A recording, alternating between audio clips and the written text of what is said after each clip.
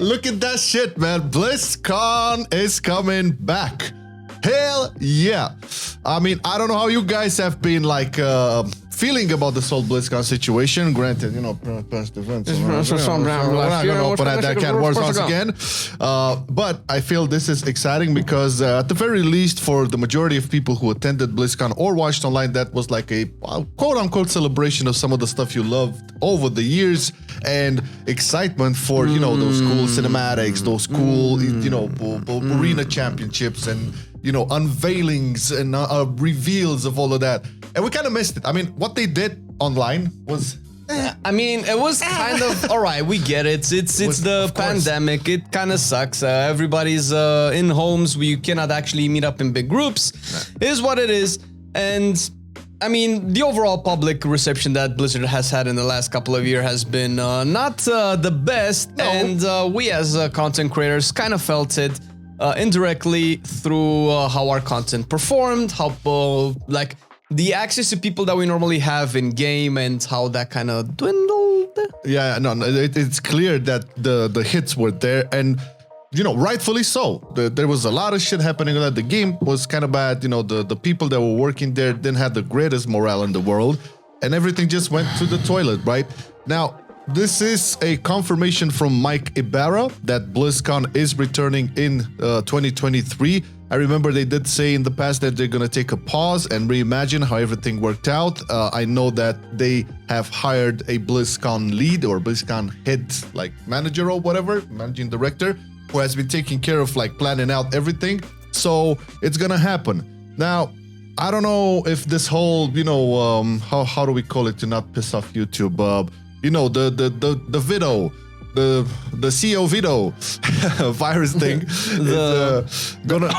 It's not the vid, the Rona. I think Rona now is like caught on by YouTube. But regardless, you know what we're talking about. So events were heavily impacted by that, like live events, okay, where people could join in and stuff. So it's still under the question mark, although I know, at least in Europe, I've seen a lot of like open air events, right? And even in-house, like a lot of like festivals, concerts and stuff.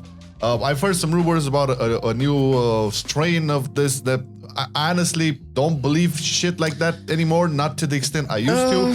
I feel at some point, even these gaming events have to like come back to some sort of form where you have people vibing in and pouring in their energy, because people need that connection, man. Yeah, man. I mean, it's and I know a lot of people want to go to BlizzCon.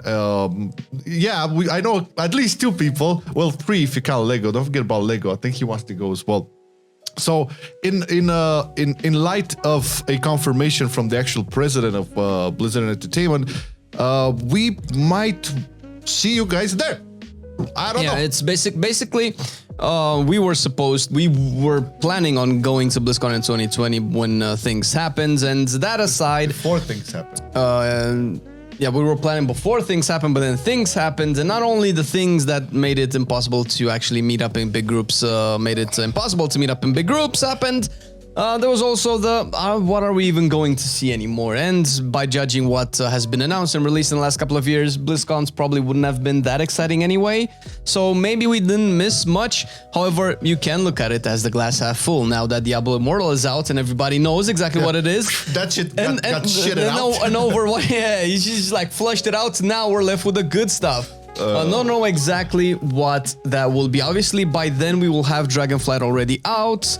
Probably, maybe even in 10.1. Maybe we'll already be in 10.1. Okay, we can speculate on what could be, depending. So we can say that okay, maybe it will be in the same period as previous BlizzCons were. And that would be in November 2023. By that point, in WoW, you couldn't see a new expansion, but I'm pretty sure you could see like how they did in previous ones. The trailers for the patches, the features and all of that, because it would be a little bit too early to just call out the newest expansion during that year, I think. Maybe just speculating. Because we've speculated that the Dragonflight is going to be releasing in 2023, and now the deadlines are moving here and there, supposedly quicker. And if they're keeping to this schedule, because we can speculate based on the facts that we have. If they're keeping to this schedule, then likely we're going to be almost at the end of 10.1, if not close to 10.2 already.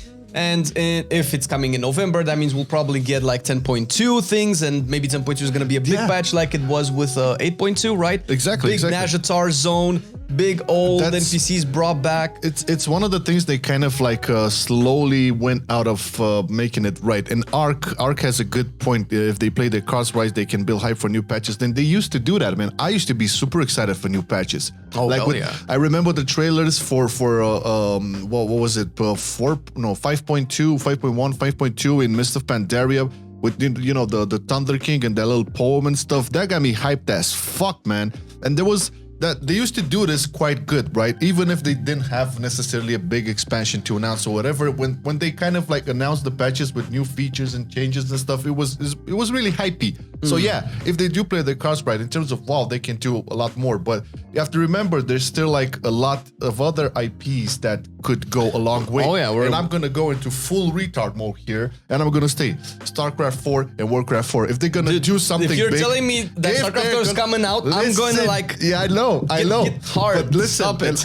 I'm just gonna put in the Microsoft acquisition going through, because it's gonna go through before this BlizzCon. Supposedly BlizzCon is in November, yeah.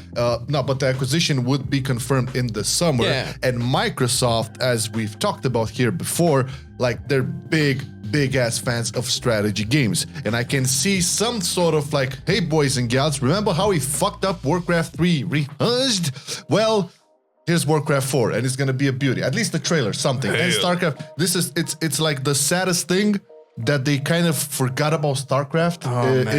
Dude, it's an IP that needs to get back in, man. They need to pre-record Texas voice and hear that one more time. Yeah. It's about time. That would be amazing. Plus, okay, we can talk about Diablo 4, which is also going to be a big thing at that BlizzCon. I was about to mention, I believe if it's coming out in 2023, Diablo 4 is its release is going to be announced, because it's likely, from what we know so far, if I'm not mistaken, Diablo 4 is scheduled to release in 2024, right?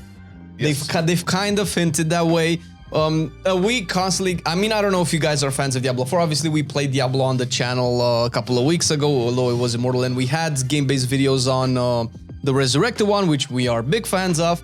And we're currently actually both playing the Diablo 3 season. Season 26, baby. Hello. So, suffice to say that initially when we planned on having a second channel, it was going to be a Diablo channel once the Diablo 4 was announced. Dude, we're so excited, man. We actually had, what, the channel already made, the logos and everything. Logos, like banners, thumbnails. We were ready to do that shit.